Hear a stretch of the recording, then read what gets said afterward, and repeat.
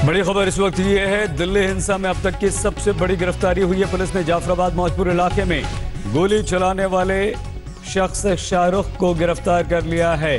शाहरुख ने हिंसा वाले दिन 8 राउंड फायरिंग की थी। साथ ही पुलिसकर्मी दीपक दहिया पर पिस्तौल तान दी थी। लेकिन अब उत्तर प्रदेश के शामली से शाहरुख को पुलिस ने गिरफ्तार कर लिया है। दिल्ली पुलिस की एसआईटी ने शाहरुख को गिरफ्तार किया। ये वो तस्वीरें हैं, शाहरुख की 3 तस्वीरें। पहली तस्वीर गिरफ्तार करके जब पुलिस उसे ला रही है, दूसरी तस्वीर भीड़ में गोली चलाता हुआ ये शख्स शाहरुख, और तीसरी वो डरा देने वाली तस्वीर जिसमें उसने दिल्ली पुलिसकर्मी दीपक दहिया पर पिस्तौल तान दी थी। लेकिन दिल्ली पुलिस का ये दिलेर जांबाज डटा रहा था और शाहरुख को पीछे हटने पर उसने मजबूर कर दिया था। गिरफ्तारी पर दिल्ली पुलिस प्रेस कॉन्फ्रेंस भी करेगी और ये प्रेस कॉन्फ्रेंस दोपहर में होगी। 3 बजे इसका वक्त बताया जा रहा है। दिल्ली पुलिस प्रेस कॉन्फ्रेंस करके बताएगी कि कैसे इसे गिरफ्तार किया गया। लेकिन अब शाहरुख से पूछताछ होगी। पूछताछ, वो पिस्टल उसके पास कहां से आई, हिंसा में कौन कौन लोग शामिल थे, उसने गोलियां किन लोगों पर चलाई, वो कब से इस बात की तैयारी कर रहा था, क्या उसके साथ पूरा का पूरा गैंग इस हिंसा में शामिल था या वो अकेला था, क्या इस हिंसा के पीछे कोई साजिश थी, तमाम परतें खोलेगी Delhi police. Delhi police press conference भी करेगी। दिल्ली हिंसा में शामिल ये शख्स गिरफ्तार कर लिया गया है। एक और शख्स है जो फरार है, जिसका नाम ताहिर हुसैन है। चिराग गोटिया हमारे संवाददाता इस वक्त हमारे साथ हैं। चिराग, और क्या जानकारी मिल पाई है दिल्ली पुलिस की तरफ से? अरविंद ओझा भी जुड़ चुके हैं। अरविंद, आएंगे आपके पास भी। देखिए, शामली से इस पूरे मामले में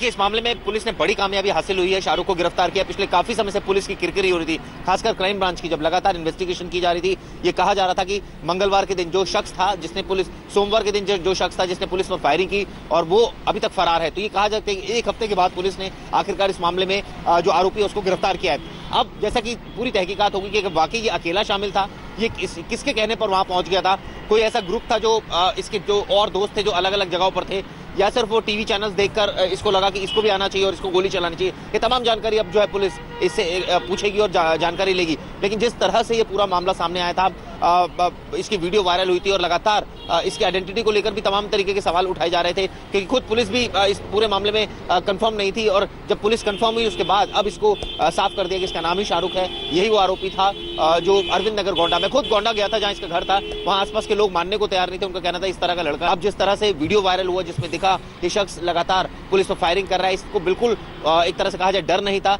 ये तो गनीमत कही कि दीपक जो दहिया थे, जो पुलिसकर्मी थे, वहां पहुंच गए थे। जब मैंने उनसे ये भी पूछा था कि क्या उनके पास वेपन था, तो उन्होंने इनकार किया था। यानी कि वो सिर्फ एक प्रेजेंस ऑफ माइंड से और एक कहा जाए एक साइकोलॉजिकल एक दृष्टि से वहां पहुंचे। चिराग, अरविंद भी हमारे साथ हैं। किसी तरह से इसका माइंड डाइवर्ट किया जाए, जो कि वो सफल भी हुए। तो उन्होंने चिराग, आएंगे आपसे और जानकारी हासिल करेंगे। अरविंद, क्या खबर इस गिरफ्तारी की आपको पुलिस अधिकारियों से मिल पाई है?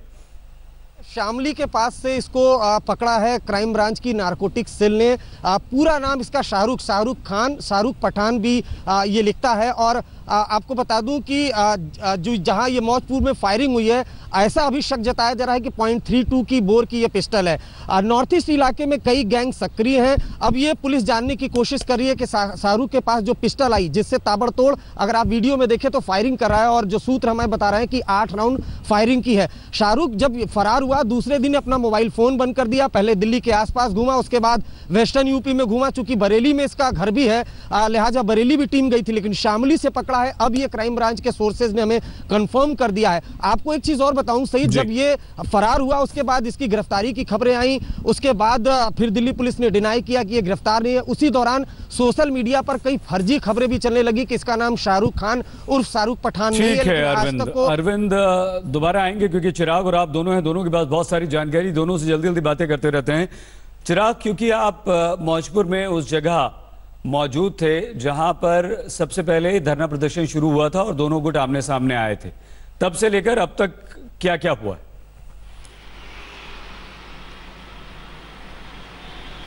देखिए, उस दिन जो है जाहिर तौर पर जब रविवार का दिन था, जिसके बाद करदमपुरी में पत्थरबाजी और उसके बाद एक शख्स सामने आता है सोमवार के दिन, यानी कि तकरीबन 10:30-11 बजे के आसपास, जिस शख्स का नाम अब क्लियर हो गए शाहरुख था। उसने व्हाइट टी शर्ट पहनी थी, वो एकाएक वहां से आता है जाफराबाद साइड से और बिल्कुल आगे की तरफ मौजपुर में घुसने की कोशिश करता है। वहीं पर दीपक दहिया जो पुलिसकर्मी थे वो मौजूद थे, वहां पर रुकने का इशारा किया। डबल ट्रिपल बैरिकेडिंग थी, एक तरफ इस तरफ धरना हो रहा था, एक तरफ उस तरफ जो है प्रदर्शन हो रहा था। तो वहां से वो अपनी पिस्टल लहराता हुआ गोलियां उसने चलानी शुरू कर दी। इनडिस्क्रिमिनेटली उसने इधर उधर अंधाधुंध फायरिंग शुरू कर दी।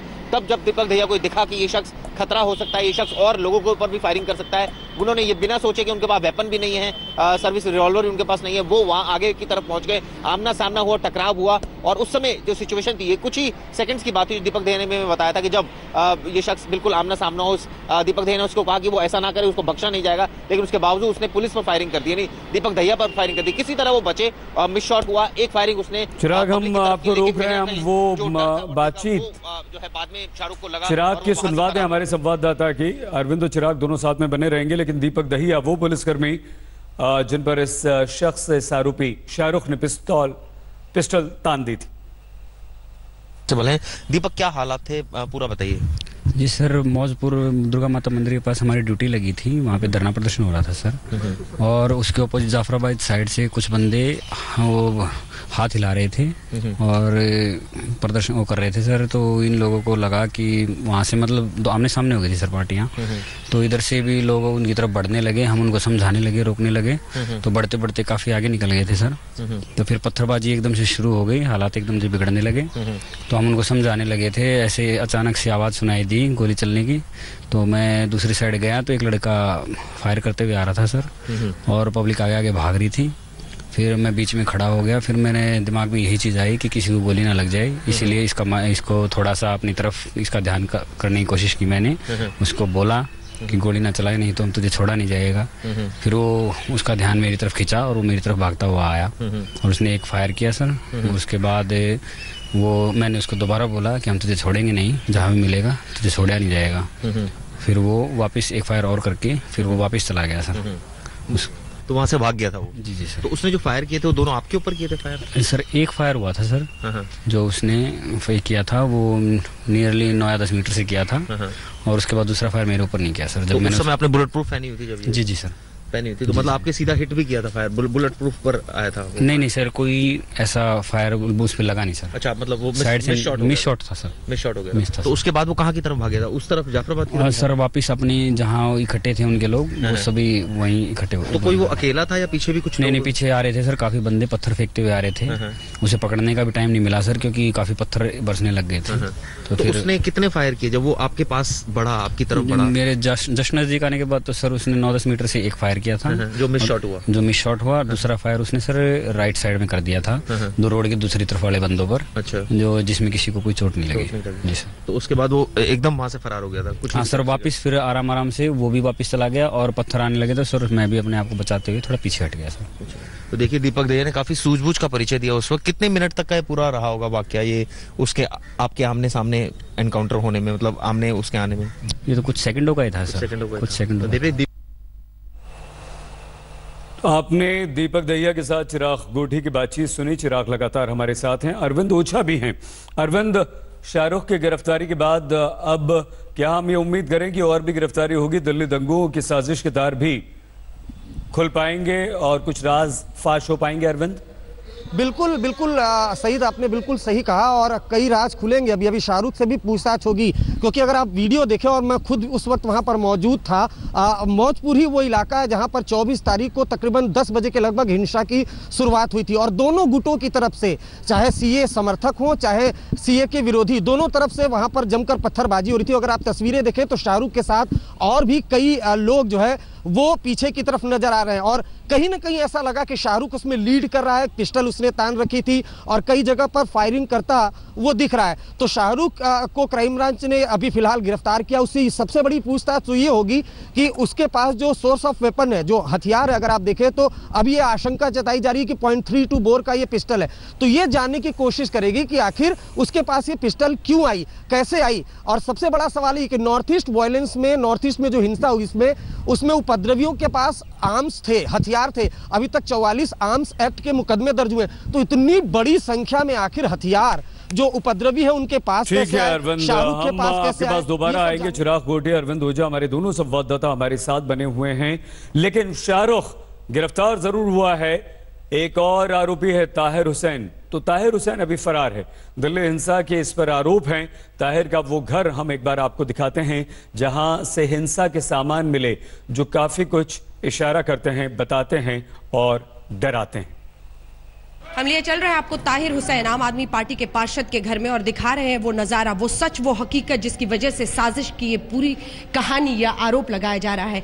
ये लगभग 3-4 मंजिली इमारत है और ये पूरा हिस्सा जो आप देख रहे हैं आम आदमी पार्टी के पार्षद का, ये अंडर कंस्ट्रक्शन ये वाला हिस्सा दिख रहा है। क्या ऐसी जगह का इस्तेमाल किया गया था? आइए आपको लिए चलते हैं अब सीढ़ियों के जरिए ऊपर तक, ये दिखाने के लिए कि छत पर जो तमाम चीजें मिली हैं, जिसमें पेट्रोल पंप से लेकर तमाम पत्थर बड़े बड़े हैं और गुलेल हैं, उन सब का सच क्या है। आइए, तो यही वो हिस्सा है जिसमें आप देख रहे हैं इधर एक बार फिर से अंडर कंस्ट्रक्शन होने की वजह से बहुत सारे कार्टन वगैरह रखे हुए हैं, और दूसरा ये वो हिस्सा जहां से कुछ लोगों ने उसके वीडियो को शूट किया, और यहीं पर कई बार इस हिस्से में आकर वो नीचे झांकता हुआ दिखाई दे रहा है वीडियो में, जिसमें ये देखिए यहीं से आपको वो पूरा घर दिखेगा जहां पर बीती शाम हमने आपको दिखाया था कैसे गाड़ियां जला दी गई थी और शादी के जो तमाम इंतजाम थे उन सब पर पेट्रोल बम, एसिड यहीं से फेंका जा रहा था।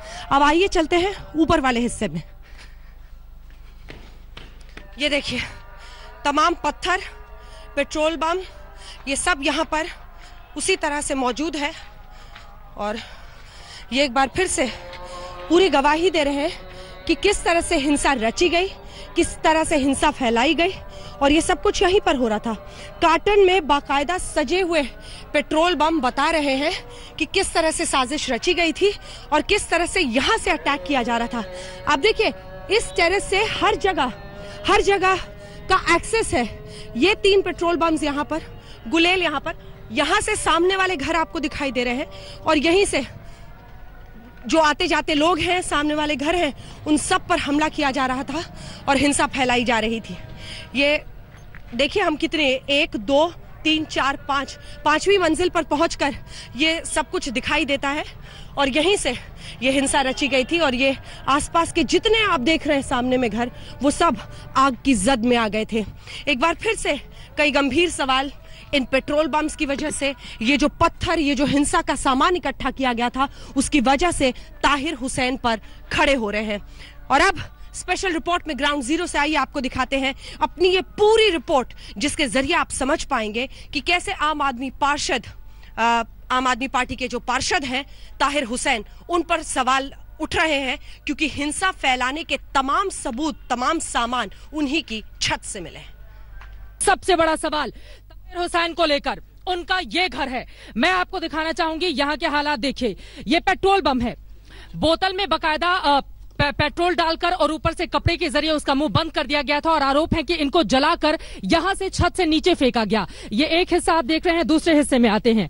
ये देखिए ये दूसरा हिस्सा, इस तरह के तमाम आपको दिख जाएंगे बॉक्स जिसमें रखे हुए हैं पेट्रोल बम, और उसके ऊपर कपड़ा लगाकर जो आरोप है कि ताहिर हुसैन के घर से नीचे फेंका गया है। इस तरह से पत्थर, ये देखिए पत्थर इकट्ठे करके रखे गए हैं। पूरी की पूरी छत पर हमें पत्थर दिखाई दे रहे हैं। जरा मैं चाहूंगी कि हमारे कैमरा पर्सन नीचे उस जगह पर जरूर लेकर चले हमारे दर्शकों को, क्योंकि बहुत ज्यादा जरूरी हो जाता है ये दिखाना। यहाँ पर देखिए ये हिस्सा खाली है, सिर्फ एक इसमें दिखाई दे रहा है, यानी कि यहाँ पे जो बोतल पेट्रोल पंप के रखे गए थे वो नीचे फेंके जा चुके हैं। ये दूसरा हिस्सा है। मैं चाहूंगी कि हमारे दर्शकों को ये तस्वीरें जरूर देखनी चाहिए। ये देखिए ये आखिर ये किस लिए छत पर रखे गए थे, इनका क्या इस्तेमाल यहाँ पर होना था, बोरे में भरकर इसको इस छत पर क्यों लेकर आया गया था। नीचे चलते हैं और एक तस्वीर ऐसी श्वेता आपको दिखाते हैं जो बहुत ज्यादा परेशान करने वाली है। छोटे छोटे पॉलिथीन में, पन्नियों में भर के तेजाब रखा गया है। तेजाब का काम आखिर क्यों है इस घर में? यह हालांकि अंडर कंस्ट्रक्शन है ताहिर हुसैन का ये घर, कई वीडियो भी वायरल हो रहे हैं। ताहिर हुसैन साहब भी इस घर में मौजूद थे, जिस पे अपील उनकी ओर से की गई थी कि देखिए हमारे घर के आसपास आग लगा दी गई है, पुलिस को फोन कर रहा हूं लेकिन कोई सुनने के लिए तैयार नहीं है। ताहिर हुसैन का भी वीडियो है, लेकिन उनके घर के अंदर की तस्वीरें, क्या ये बाहर से लाकर रखा गया, ताहिर हुसैन ने खुद मंगवा के रखा? ये देखिए इसमें बॉटल रखे गए थे, अभी फिलहाल नहीं है। आगे बढ़ते हुए थोड़ा अंदर की ओर चलते हैं और अपने दर्शकों को हम दिखाते हैं। ये बालकनी का सबसे मेन हिस्सा है और यहाँ की तस्वीर तेजाब की बिक्री पर बैन लगा हुआ है। तेजाब को लेकर लगातार कहा जा रहा है कि नहीं, और यहां पर ये तस्वीर आप देख पा रहे हैं छोटी छोटी पॉलिथिन्स में आखिर इनमें कौन सा लिक्विड भर के रखा गया है। सीधे सीधे कहा यह जा रहा है कि इनमें तेजाब है। मुझे यहाँ के कुछ स्थानीय लोग मिले, उन्होंने छूने से मना किया, इस वजह से मैं इसको टच नहीं कर रही हूं।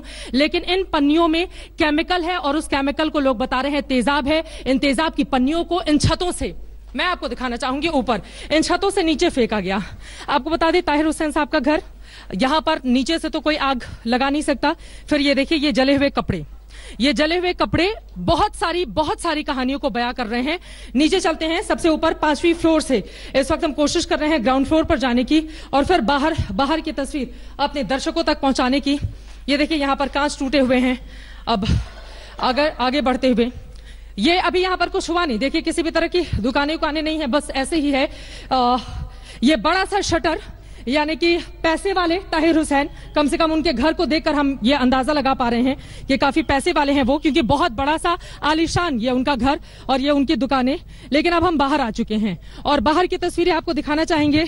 ये केरोसिन कंटेनर है, ये यहां पर क्या कर रहा है केरोसिन कंटेनर। यहां पर देखिए दूसरी तरफ जो बोतल ऊपर हमने दिखाया है, ये छोटे छोटे बोतल जो नीचे सड़क पर रखे हुए हैं। ये छोटी सी गैस पूरी तरह से जली हुई है और यहां से दाहिनी तरफ से लेकर इस तरफ से लेकर बाईं तरफ जहां तक हम नजर दौड़ाएंगे हर तरफ ये देखिए सामने इस घर में हालात कैसे, जितना सामान था यहाँ पर, जितने ठेले लगे हुए थे, सब कुछ जलकर खाक हो चुका है। और नीचे अच्छी खासी सड़क पत्थरों से इस वक्त पटी पड़ी है।